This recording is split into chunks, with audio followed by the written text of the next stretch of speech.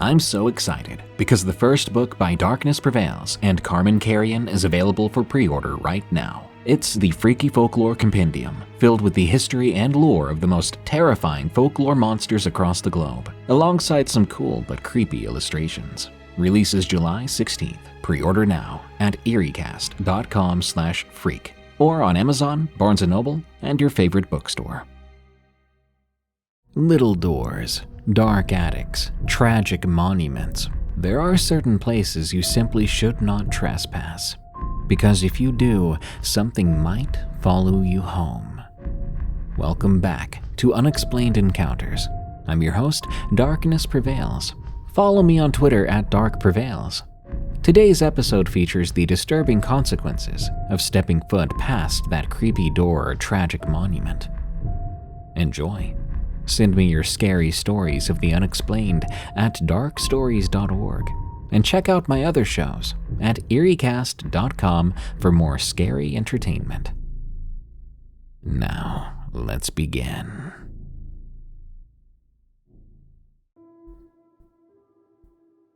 The Crawlspace Dweller. From Edward. When I was younger, around 12 years old, my parents booked a 4-night stay at a log cabin somewhere in California with my grandma. The events that occurred scarred me for life. I felt the crisp air on my face as I opened the car door. I looked at the woods around me, and I started towards the cabin door. My mother called after me, "Ed, sweetie, why don't you go up to your room and unpack?" When I opened the cabin door, I was surprised at the sudden creak it made. Just inside was a large space with a sofa parked in front of a flat-screen TV. There was a kitchen attached to the living room. There was a counter lined with bar stools. I walked up the stairs and past the bathroom. Down the hallway, I entered the room I was supposed to be staying in, and I screamed. Because there, right in the middle of the floor, was a dead rat. It looked like something had been gnawing on it. Its insides had been smeared all over. I bolted down the stairs, seeing my dad wheeling my grandma's wheelchair into the cabin. "Dad, there's a dead rat in my room!" I practically screamed. "You're old enough, why don't you just go clean it up?" I did just that. I ended up using an entire paper towel roll and a can of LindsiL to clean that thing up. It was around 6 p.m. when my mom made some mac and cheese with cut-up hot dogs. That was my favorite at the time. I was walking to the couch Grandma was next to with my bowl when I noticed something. There was a trap door in the middle of the room. Not sure how that got past me earlier. "Mom, what's this door doing here?" I asked my mother. Probably access to the crawl space. They used to keep floods from coming into the cabin." I sat down on the couch and turned on the TV, satisfied with that answer. I vividly remember how much I liked the food that night. It was great. And before long, it was time for bed. My dad had told me in the car how much fishing and kayaking we were going to do, and I was super excited. I got into my bed and fell asleep fast, the warm covers making it that much easier. Around midnight, I think, I woke up to the sound of shuffling. I stepped out of my room, leaving the door slightly ajar. As I peered into the dusty hall, I noticed nothing but the moonlit shadows dancing on the wall. The shuffling sound continued as I crept down the stairs leading to the living room. I placed my ear to the floor, and just as I suspected, these sounds were coming from under the floorboards. Dread washed over me as the fear of something scurrying around under there hit me. Being the idiot I was, I thought I could take whatever was down there. So I grabbed my flashlight and decided to go find it. I opened up the trapdoor. Maybe a dozen rats scattered as I climbed down into the cold, damp space. It was huge, reminding me disturbingly of a maze. I crawled deeper. I can't tell if I was being really brave or really stupid, but I crawled until I reached a dimly lit corner about 10 feet in front of me. Suddenly there was movement, and I shone my flashlight at the source. There was a figure, a silhouette with long arms and pale skin, hunched down in the corner. Its eyes reflected white off my flashlight. I was completely stunned as the thing started to screech. Looking back, I noticed the flashlight probably hurt its eyes and startled it. You better believe I turned myself right around and began to speed crawl as fast as I could. I glanced back at one point, only once, to see that thing following me, and quickly, wrapping long fingers around the support beams to help it along. I could only assume that this thing had been feeding off the rats, and that I had found its leftovers in my room. If it could do something like that to a rat, I was terrified at the thought of what it could do to me. I was beginning to think I was lost, with how long it was taking me to get back to the trapdoor, and with every foot I moved, that thing was gaining on me. I thought all hope was lost, until I finally saw the trapdoor coming up. As soon as I reached it, I tackled it open and scrambled out. I felt something beginning to grab at me, and I swear I felt hot breath. I kicked and slammed the trapdoor closed. Something began to claw and push at it on the other side, so I threw my body on top of the door. After a while, the thrashing and struggling stopped.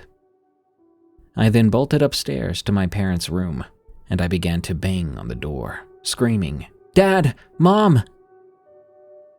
My father groggily opened the door, asking what in the world I was doing. I tried to explain. "Dad, we have to go. There's something trying to get in the house." But he didn't believe me. I tried to explain that it wasn't a nightmare, but my efforts were pointless. I was sent to my bedroom, where I did not sleep a wink. I was too scared. The following morning, I ate my breakfast and went out onto the lake with my dad. He got the fishing rod set up, and we got on this little boat. I didn't catch any fish, but I was still able to enjoy spending time with my father. Anything to get my mind off of last night's events. Eventually, dawn turned to dusk, and we roasted up some marshmallows, an activity both Grandma and Mom loved. They used to go camping when my mother was younger. The s'mores I made were delicious, perfectly gooey. It was finally bedtime again, but I was terrified of the thought of that creature trying to hurt my family. I didn't think I could sleep that night, but somehow, some way, I was able to doze off. I awoke at some point, hearing the unmistakable sound of the trap door creaking open. My heart sank into my chest as a sense of dread like no other hit me. Right then, I heard the sound of cupboards in the kitchen slamming open and shut. I wondered if it was that thing looking for me. I started to hyperventilate as I heard the steps creaking. Was my door locked? Could it even open doors? Then again, it had opened the trap door. Hundreds of questions went through my mind, but to no avail. I had zero answers. I heard scratching sounds coming from the hallway. Then the doorknob jiggled, and I held my breath. Suddenly everything stopped as I heard another door opening. My dad then shouted, "Get on out of here!" Then there was this awful ear-splitting screech and shattering glass. I bolted to my door, and I saw my dad standing just outside his doorway with his fishing knife. I looked to my right. There was a trail of blood leading to a broken window. That same night, we packed our things and we left the cabin without a word. My family has not been anywhere near the woods since. Keep safe as best you can, everyone. If you hear strange noises at a new place, don't hesitate to run or to call the police. You never know what lies near you, or rather, beneath you.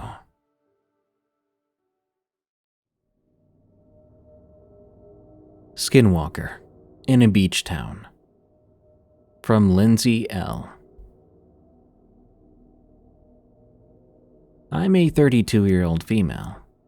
I live in a beach town in Southern California, where I share a 2-bedroom apartment with a roommate and her cat.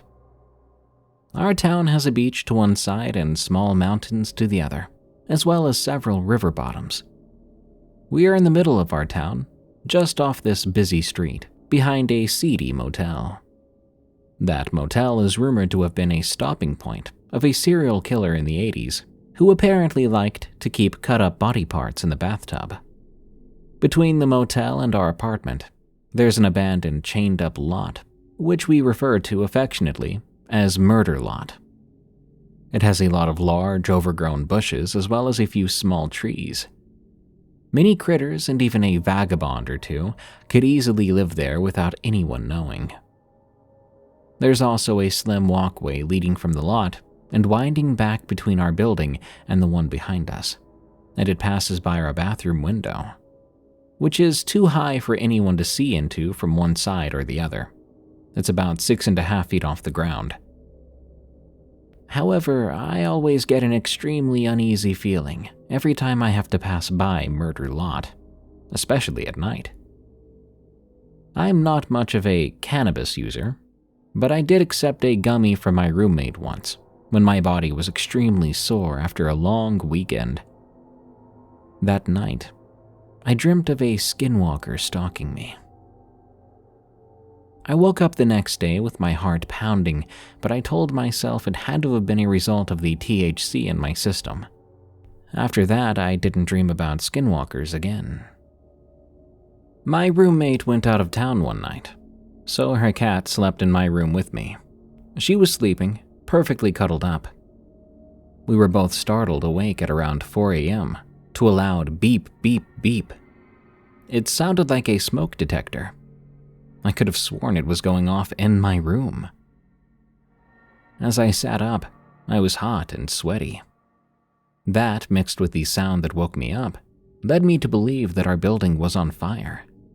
Keep in mind I had just woke up and was still gaining the ability to make sense of everything. However, the smoke detector was no longer going off by then. It shut off on its own. I got up to check things out, expecting to see flames outside, to see or smell smoke, something. When I walked into the living room and looked out the window, I saw nothing. Well, nothing except a pure white cat I had never seen before. This cat was statue still, gazing directly into Murder Lot. Something about it made me freeze up. I stared at that cat for a while, neither of us moving. Eventually, my roommate's cat approached me, exposing his belly at my feet. I looked down briefly to pet him, and when I looked back up, the white cat was gone. I stared out the window a little while longer, waiting for the cat to return. But it didn't. After I determined that our building was, in fact, not on fire, I went back to bed. I'd woke up hot and sweaty before, right? But now I could not seem to get warm enough the rest of the night. That didn't really make sense to me. The whole next day I had a weird, uneasy feeling. I haven't heard any phantom smoke alarms or seen any strange cats again, but I have since noticed the fence being bent towards the ground, enough for a cat or very skinny person to crawl under. About a month later, around 8:30 p.m., I let my roommate know I would be taking a shower, in case she needed to pee before I occupied the bathroom. I did, however, leave the bathroom door unlocked, in case the cat needed to use his litter box in there. I was washing my hair when I heard a knock that I thought was coming from the bathroom door. I pulled the shower curtain back, and I called out, "What's up?" "It's me," I heard in a strange version of my roommate's voice. I didn't think anything of it. We often did use silly voices when communicating. Thinking the cat must have needed to come in, I opened up the bathroom door. I expected to see the cat, but instead I saw nothing. I stood like that for a moment in the steamy bathroom, wondering what the heck just happened. I closed the bathroom door, my mind and heart still racing. What in the world was that? When I came out, I asked my roommate if she had knocked. She said no. I believed her. She was sitting exactly as she was before I'd left the room. I went to sleep that night, feeling weird, and woke up the next day feeling horrified, realizing the knock very well could have come from the bathroom window, not the door. The next and final incident happened some weeks after that, which now was only about 2 weeks ago. Just as I was lying down to go to sleep one night, I heard distressed shouting coming from an indiscernible distance from my window. "Help me! Someone please help me!" The voice sounded not quite right. I listened for a while and the words played on repeat until he sounded like he was right at my street corner. I looked out the window and nothing. But the noise continued. Neighbors even came from their houses to investigate the sound. I called 911 to report a man in distress, and I waited. Eventually, the neighbors went back inside, but I kept watching. After a while, I did see something, or someone. Whatever it was, it crossed under a street lamp in the far distance. I don't know if they were limping or not, but the movements were quite strange. They were too far away for me to be able to make out any features, including their height. That was it for me.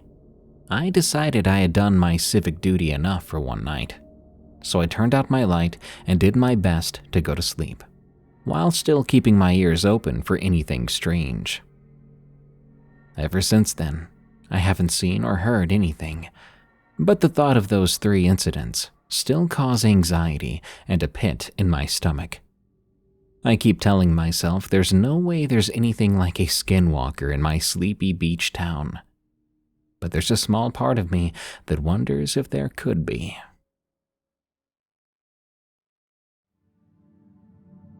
My ex's attachment. From The Haunted Goth 09. I would like to start by saying that this story contains some triggering topics. That includes domestic violence, assault, some animal violence, and abuse. I apologize for the length of this, as a lot of info has to go into it for it to make sense. I'm a 20-year-old female. Back when I was 18, I just came out of a 3-year relationship that engulfed all my developmental teenage years. Being young and not understanding dating properly, I went into dating apps fairly quickly, and within a few weeks I met my now ex-boyfriend. At first, he seemed lovely. He had a steady job, seemed to love my goth aesthetic, was willing to go places with me, seemingly a gentleman. I know it's the bare minimum, but it was something I hadn't had before, and therefore I fell for it. He was 22 years old. We'll call him Scott. The relationship moved very quickly, and I went to Scott's house very early on. Here's where things start. I'm a very spiritual person, and I've had many paranormal or unexplainable experiences in my life. My childhood home was haunted. Not that my mother will ever admit it. So I'm used to strange atmospheres. But when I walked into his house, I could feel a very weird energy. The place felt heavy, unwelcoming. I initially put it down to nerves, but that explanation wouldn't last long. Things would move regularly around the house that I would consequently get blamed for. Missing items, things ending up under furniture, items moving from room to room. Sometimes I thought maybe the dog had done it, but it didn't explain how they ended up under the sofas or even in the dishwasher at the back of counters. Over time, I started to notice that the hallway outside his bedroom was unusually cold compared to the rest of the house. It used to give me a complete feeling of dread, to the point where I used to run past his room because I felt so uncomfortable. I would see shadows of something standing. I would see weird things that looked like someone peeking around the doorway. This got confirmed when I would be in the house alone. The dog wouldn't leave my side. She always sat on me or next to me and would bark and growl at seemingly nothing just outside the door. It was like she was guarding me. I eventually began to shut the door, and it seemed to calm her a little, but she never stopped being in her protective stance. If Scott saw her do this, he would usually hit her or grab her or push her away, yelling at her to shut up. But I was never convinced that it was nothing. I once mentioned it to his mom, and she told me that she believed Scott's grandparents were present in the house. She had experienced some similar things too, and assured me that they would cause no harm. That settled me for a while, but eventually this led to something much, much worse. As time went on, I would have terrifying nightmares while staying there. I would dream of things harming my nephew or niece, dreams of being watched. I experienced sleep paralysis regularly, which before this I had not experienced in years. Things conveniently escalated as the abuse escalated. One night, at almost the peak of the abuse, I was sound asleep, and I was suddenly awakened by something grabbing me. Whatever had grabbed me yanked me hard, leaving marks on my arm. It felt like it was trying to drag me out of bed. I woke up terrified. I started to cry, and I was so scared. I woke up Scott, and he yelled at me to go back to sleep, that I was being stupid. Eventually, once I had calmed down, I did end up going back to sleep, only to wake up an hour or so later. When I woke up, I saw the most terrifying thing. Standing over Scott's side of the bed was an extremely tall man. Unusually tall, he was dressed in a suit-like attire, wearing a bowler top hat. His arms hung by his side, falling well past his knees. His fingers were bony and long. At first, it just stood there, staring, looking at me, before it eventually reached out its hand to grab me. I scrambled back on the bed, towards the wall, trying to escape the thing's grasp. As it came closer, I could feel its fingers brushing my arm, and I began to scream, sobbing in fits, but it just loomed closer. Scott woke up then, turning on the light, and the thing was gone. It was like it was trying to run me out, get me out of that bed, out of the house. I felt as if it wanted me gone. I slept with the light on for the rest of the night. A very short time later, Scott sexually assaulted me. I left, eventually getting a restraining order, charging him, and getting him convicted. It was a lot of trauma. I've never seen it again.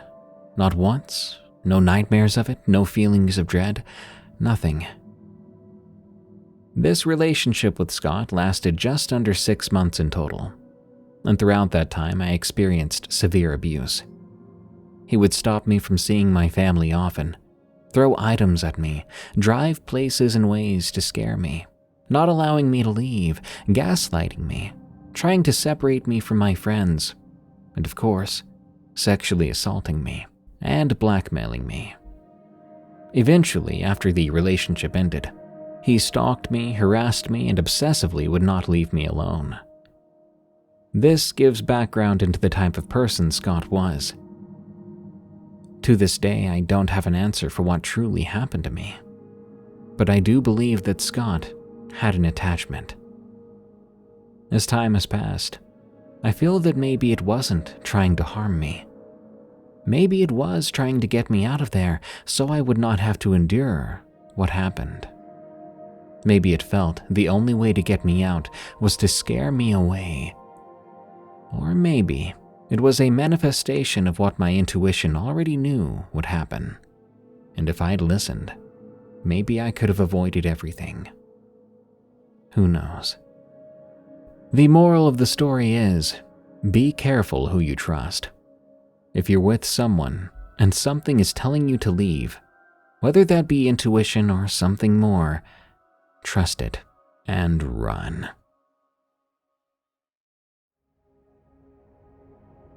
Paranormal Halloween of 1983. From Harlow, 1918. This is my only experience, and it happened my freshman year in high school in 1983.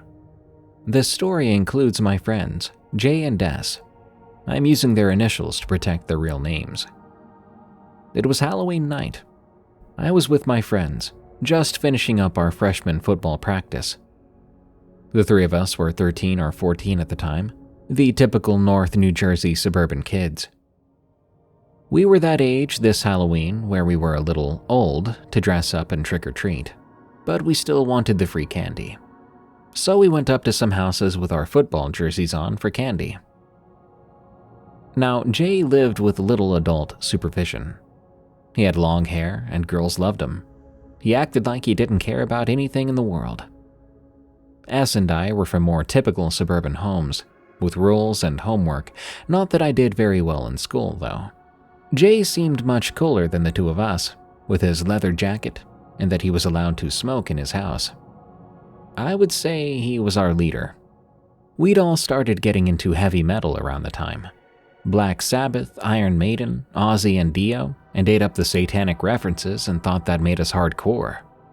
We'd even spin Led Zeppelin albums backwards, looking for satanic messages. 80s kids will understand this. Jay had made a metal cross in shop class, and sometimes would wear it upside down, calling himself Johnny Blade after a Black Sabbath song. That night, after getting candy, we ended up at S's house, in his parents' room for some reason. And I can only say this because it was the only and last time I was ever in this room. The room was on the entry level of the house, off the living room of the Cape-style home. We were going through our candy when the radio on the nightstand just turned on. We all laughed it off and went on with our business. Then all of a sudden, the lights began to flicker. Jay began to read this as a sign, and with it being Halloween, he decided to bless the items with his crude shop class cross. Now, S and I are on the bed, and Jay goes over to the clock with the cross upside down. I bless you in the name of the... I don't even want to say his name 40 years later. Over to the light, same thing. Then he notices a crucifix over the bedroom door and heads that way.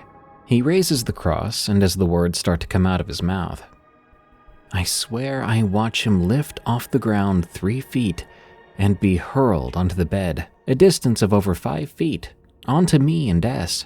I was so scared I ran out into the hallway. The lights and radio were going crazy, and I then noticed it looked like Jay was swallowing his own tongue. S was on top of him immediately, with his fingers in his mouth, trying to prevent that from happening, but Jay continued to gag. I was petrified, inching my way back into the room. Jeff's eyes were rolling over, the lights and radio still going insane. Then it all stops. A minute later, S was trying to get Jay to explain what just happened, and I was nervously going in and out of the room. We all ran out of the house then onto the front lawn. Jay didn't know what to say, so he didn't say anything. From the lawn, at the bedroom window, we could see the lights inside still going crazy, and the radio going mad. S was freaking out, as this was his parents' room, and he was probably worried about getting into trouble.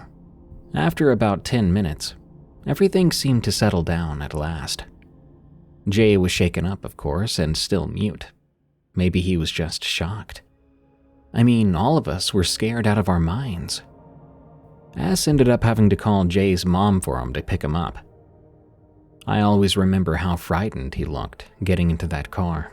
He couldn't even make eye contact with us. That night I remember crying in my bed because I was too scared to fall asleep. Every little noise was terrifying. The next morning, I waited for Jay outside school. I could tell he didn't want to talk about it. So, being the funny guy in our group, I asked him if he could light our football coach's car on fire or perform some other deed. He laughed, and that made us all feel better. Jay was thrown off the team a couple of weeks later for something I can't recall, and the three of us drifted apart, as kids do. Though S and I did remain friendly, still ending up in different crowds by the end of high school. We never had a full debrief of that night. S and I did tell some people the story, but most simply thought it was unbelievable. And since Jay pretended to be the Johnny Blade character, it sounded contrived. So I stopped sharing the story with people. I've told my wife and a few others over the years, and since then, nothing paranormal has happened to me. Not that I know of. I'm not sure this is even paranormal. Maybe it was more of a spiritual experience.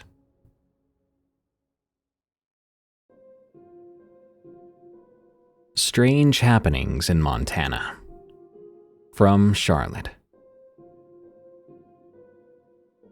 As a kid, I moved around a lot with my mom.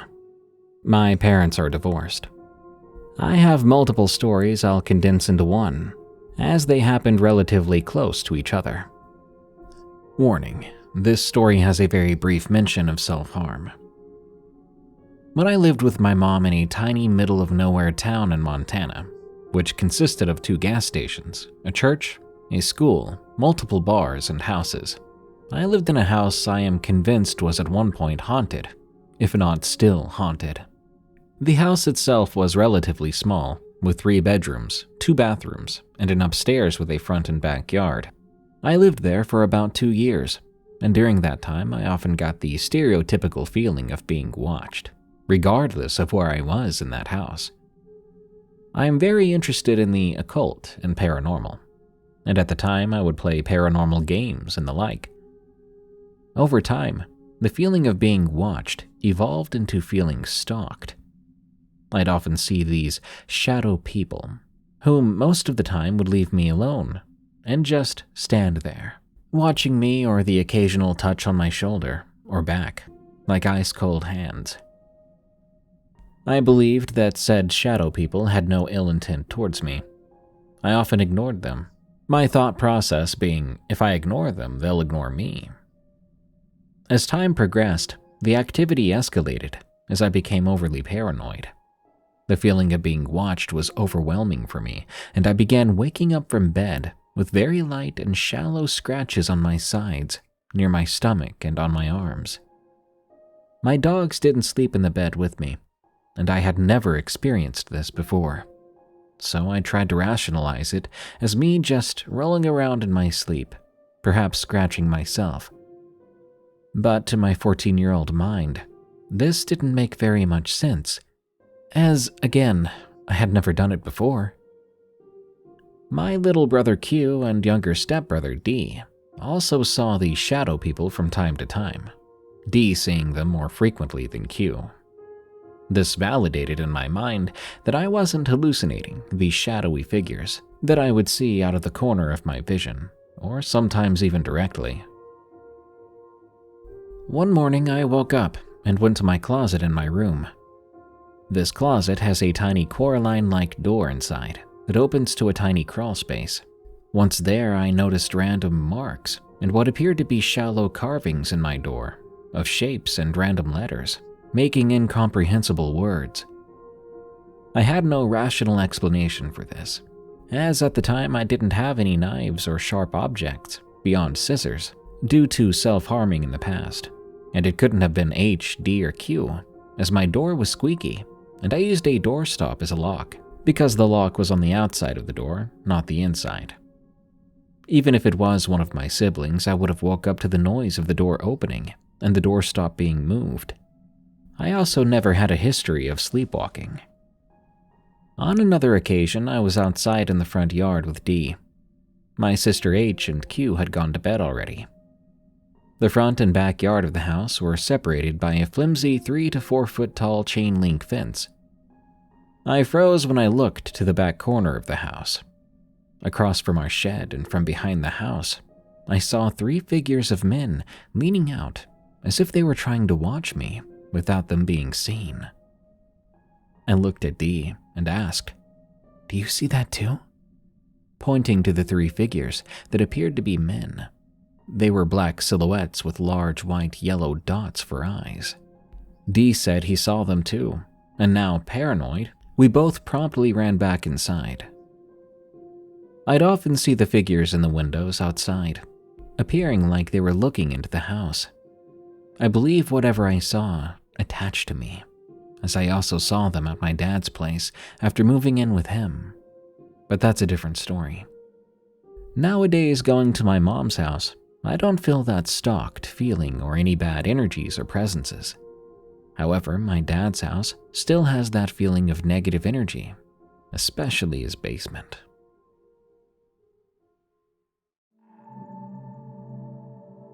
The Man Who Never Left.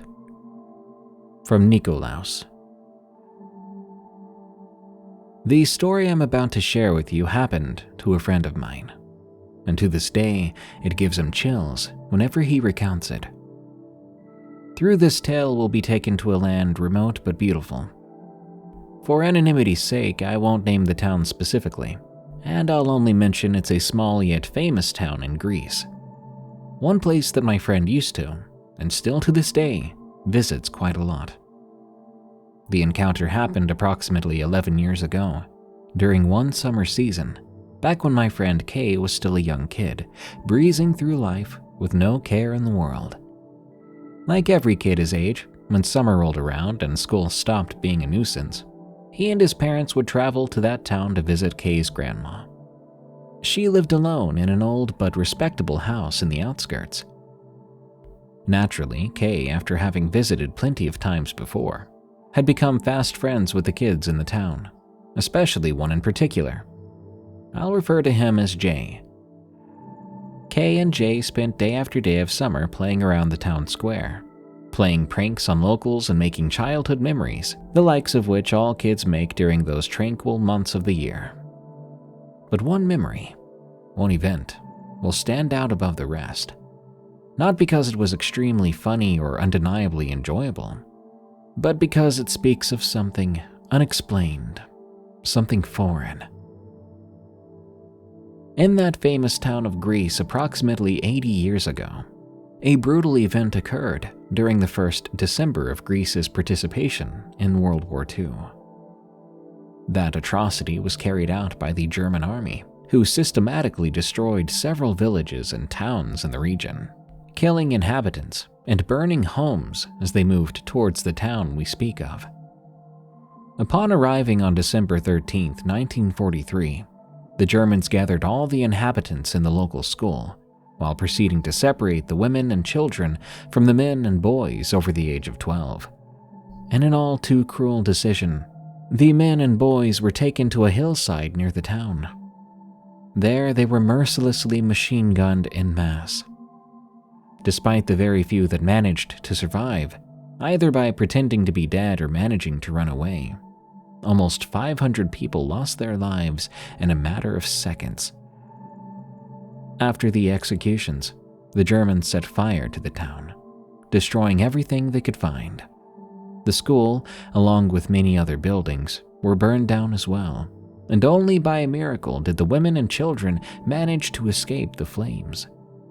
The survivors were left to deal with the devastating aftermath, including burying the dead and rebuilding their lives from the ruins. Of course, it's natural that such an event would scar an entire nation, let alone a small town. That's why, after the war, a monument was built up on the hill where all those men and boys were killed. It was a tranquil place, Kay thought, every time he visited it. A hill overlooking the town, greenery all around, and he did that quite often, in fact, especially during late hours. In a town such as this one, there were not many things to look out for, if any. Children roaming around unattended was the norm, so Kay and Jay took that liberty a bit too far. During the last days of Kay's stay in the town for summer, the two friends decided it would be quite adventurous to visit that hill, named the Cross, especially late. Kay's parents weren't and still aren't strict at all, and curfew for him was not a problem, Jay's parents would pose a problem, however, Jay himself didn't think so. In the end, slipping out seemed to be a breeze. As the two friends walked towards the hill in the dead of the night, Kay could feel the atmosphere in the outskirts. It was as tranquil as ever. No cars, no people, no disturbances anywhere. Just him, his friend, and the night sky. It filled him with a sense of adventure he couldn't quite describe. Yet as the kids reached the slope and laid down their backpacks and extremely outdated cell phones for some music, the feeling washing over Kay a minute prior vanished, as if it was never there. Jay had grown silent too, probably engrossed in the views and tranquility. A silence stretched and stretched, causing Kay to feel uneasy. It was like he knew they weren't alone. The cross was always open to the public, as far as they knew. But nobody could be here at this hour, right? They weren't even trespassing or anything, and yet they felt out of place. Kay gulped at the realization and looked around. The story of that tragedy was no news to him, and it was fair to say he had heard it from his grandma more times than he could count. She was only 5 years old back then, but the stories recounted to her by relatives always stayed fresh and sharp enough for storytelling. Despite knowing about the execution and the unjust deaths of 500 souls, Kay never associated that hill with regret or pain. It had never felt off before, like it did now. As his thoughts began to drift, Jay, ever the chatterbox, whipped his head around. "What are you looking at?" Kay stood frozen, and it didn't take long for Jay to notice.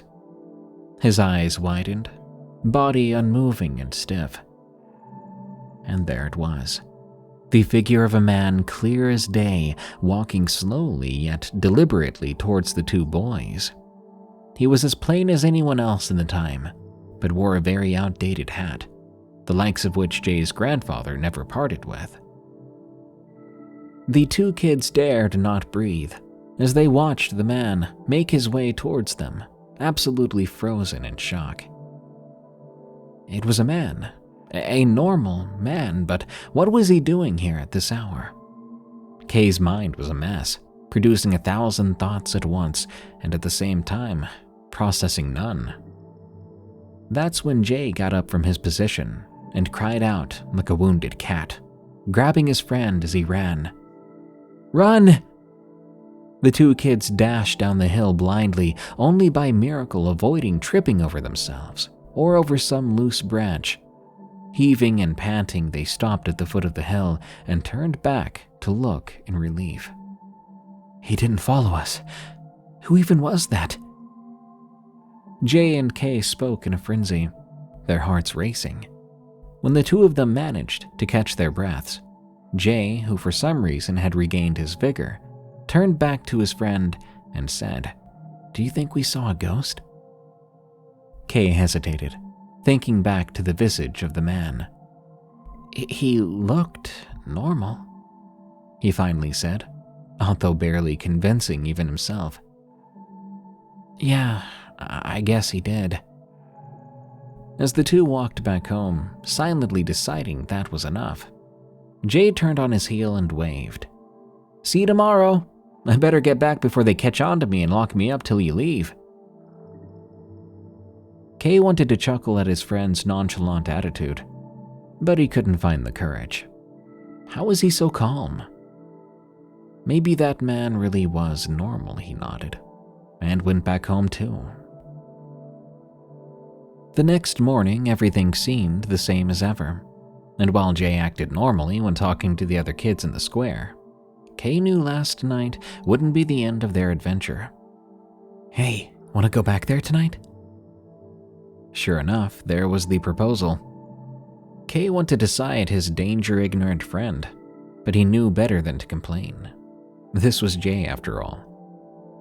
Do you really want to get possessed that bad?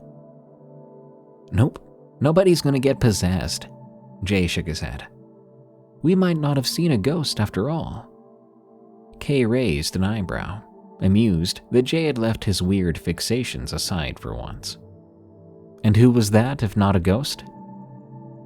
Well, there must be an attendant around the monument. There's the chapel close by too, right? Kay was impressed, seeing as how his friend brought up a valid argument instead of relying on the paranormal to boost their adrenaline. Could be, but how do we know if it is the attendant? We'll figure that out as we go. Let's just meet up around here later tonight, okay? Kay knew it was rather stupid to go back, yet he could also feel the sense of adventure from yesterday rising within him once more. Okay, let's do it. The two boys had an agreement, and the plan was sealed. Later that night, Kay and Jay climbed up the hill just like they did the day prior, albeit a little more cautiously. Nevertheless, they reached their destination all the same. Yet this time, upon arriving, "There," Jay whispered, pointing at the figure of the man. It was, in fact, the same man they'd seen yesterday. Kay's heart pounded. No doubt Jay's did too, but the two boys inched closer nonetheless. They had decided, after all, that they would try to take a closer look at the man, if he didn't seem hostile towards them. And he didn't. Truth be told, as Kay got closer and closer to the man seemed almost serene. He was sitting down in the grass, looking out in the open, not a care in the world. Upon closer inspection, his clothes, although typical of the folk in such a small town, seemed rather old, and his hat even more so. As soon as Jay decided that was close enough, he swallowed down the lump in his throat and spoke. Hello? There was a brief pause as he caught his breath. Do you work here? Upon hearing that question, the man finally turned towards the kid, his face simple and his expression tranquil. Beneath his eyes, though, there was something almost sad, melancholic. I've worked everywhere around these parts, was his answer, simple and short. At first it seemed evasive, but it was clear through his tone that he didn't intend to dodge the subject. He only seemed disconnected, like he didn't want to be there, but at the same time, he didn't know where else to go. Naturally, the two kids did not expect such a reply, and they stopped to think for a moment. Are you always here? Or just at night? Jay asked again, trying to get the same answer in a roundabout way. I need to go back to my wife and kids soon. When the man spoke again, Kay's heart seemed like it had frozen in place. He couldn't explain why, but his hair stood up all at once, chills coursing through his body. We need to leave too. Kay spoke softly towards Jay, backing a few steps away and causing Jay to turn and look. He was hesitant, judging by the look he had in his eyes, but ultimately pressed on. Are you from around here? I am. Always have been, the man replied, this time merely looking ahead towards the town, a longing, empty gaze piercing through the night all the way to the few lights in town. Are we disturbing you? Jay's last question left his throat unexpectedly, his eyes almost closing in anticipation. They did. Without another word, Jay's body moved the same way as Kay's as the kids shuffled away, their eyes wide and skin pale. When had the air grown so thick? The man didn't turn to look at them as they left. His eyes stayed fixed forward, his body unmoving. When they were out of sight, Kay and Jay could not hold back any longer and ran down the cliff back towards town, barely managing not to scream. When the two parted ways, as always, even the energetic Jay had no snarky comment to make.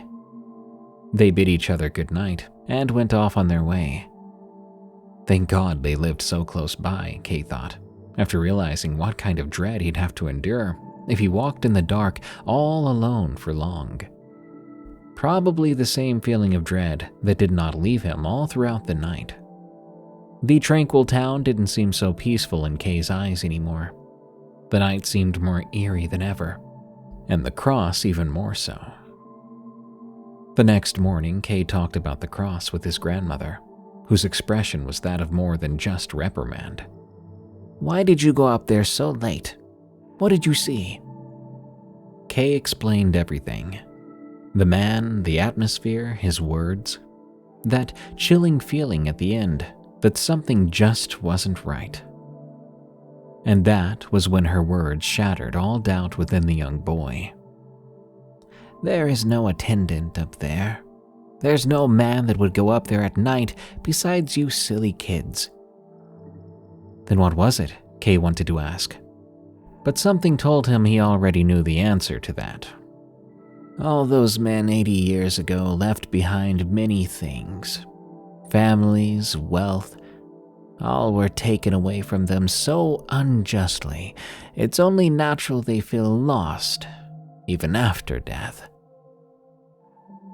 Kay was expecting his grandmother to explain to him how ghosts weren't real, how he was hallucinating, or something like that. But instead, all her words did was reaffirm what he himself had deduced. That man should not have been there, because that man was dead. That man could not be anywhere else than the cross, because he could never leave and has never left. A couple of days later, Kay left alongside his parents to start up another school year in the city he grew up in. He and Jay spent a few more summers together and made countless other memories. Years later, Kay even visited the Cross Monument once again and kept going back to enjoy the view. But since that day, he always remembers to hold up a prayer for those that left and for those that couldn't.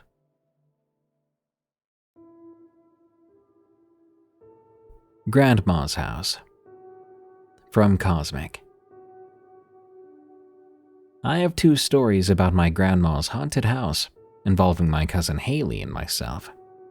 Sadly, Haley passed away back in 2014 in a terrible car accident, so she won't get to hear our stories told. But I'm sure she would love the idea of them being read. First off, Haley and I were always into the idea of ghosts, hauntings, demons, anything. You name it, we were interested in it. We watched a lot of horror movies and TV shows. Her father was big into horror as well, so he usually took us to the theater to see the latest horror movie. Haley and I even went as far as to create our own horror stories along with drawing scary pictures to match. We loved the thrill of being scared together and often huddling under the blankets when things became a bit too scary for us. It was mostly fun and games, except for a few instances. My mom never approved of our fascination in the paranormal. We came from a Catholic family that regularly would attend church on Sunday and said our prayers every night. I had a lot of nightmares as a child, and she always blamed it on our creepy interests, which only makes sense. Although to this day, I blame most of my fears on our Catholic upbringing. Now, my grandma's house had a lot of religious items around the place, as she was Catholic as well. I never minded them. It was normal for us to see a cross in every room. Even though our grandma was religious, she allowed us to watch all the scary movies and shows we could find. She would tell us stories from time to time, one being about how she bought a Ouija board for my aunt for one of her birthdays.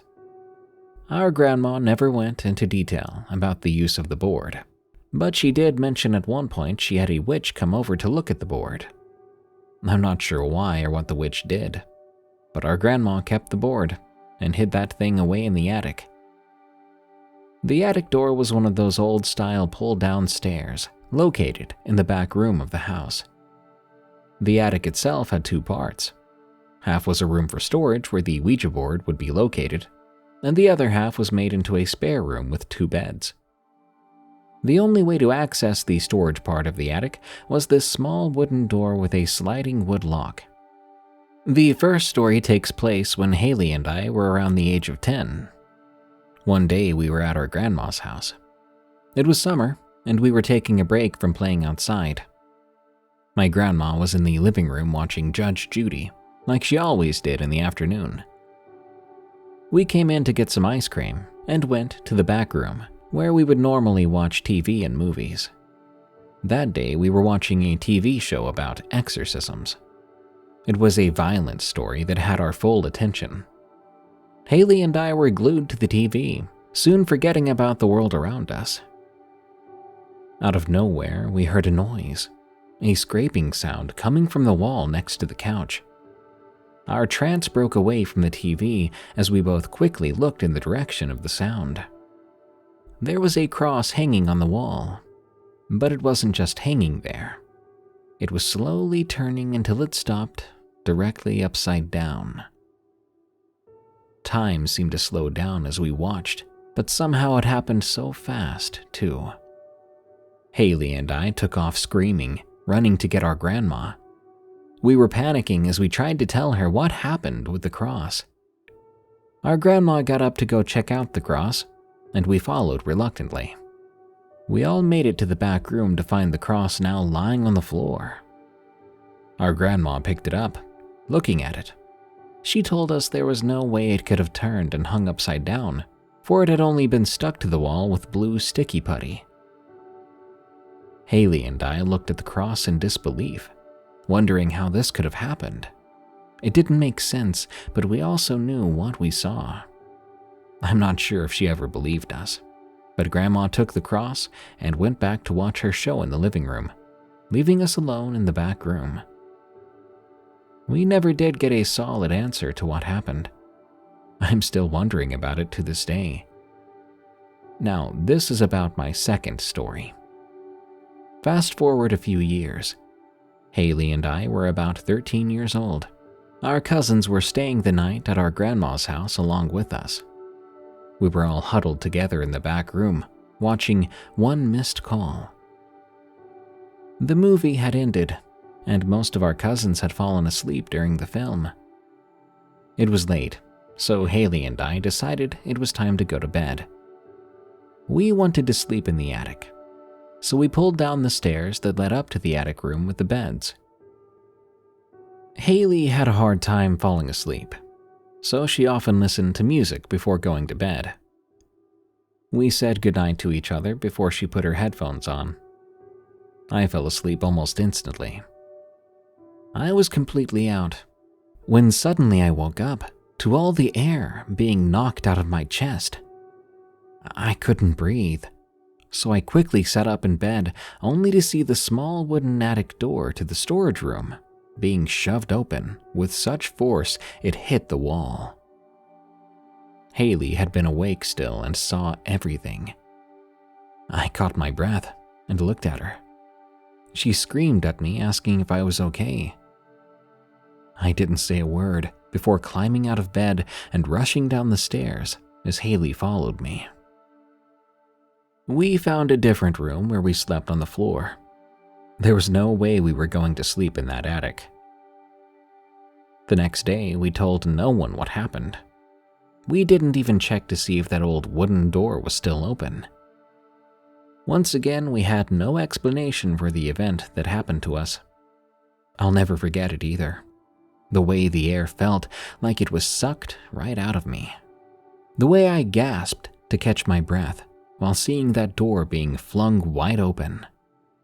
The only thing I take from our experiences is if you go looking for paranormal things, you will not find them so much as they'll find you.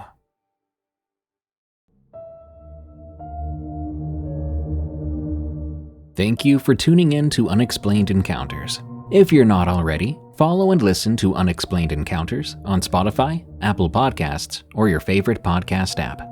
Leave us a rating while you're at it. Get some cool creepy merch at eeriecast.store.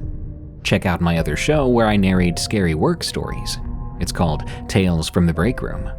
For more terrifyingly entertaining shows from EerieCast, go to eeriecast.com. And if you want to listen to Unexplained Encounters and all the other EerieCast shows without pesky ads, sign up for EerieCast Plus at eeriecast.com/plus. You'll also get exclusive access to horror audiobooks only available to EerieCast Plus members, and you'll get 20% off our EerieCast.store merch through our members-only monthly discount code. Finally, if you have a scary story of the unexplained, send it to me at darkstories.org. I think that's about it. Thank you so much for joining us. Stay safe out there and stay creepy, because this world is a strange one.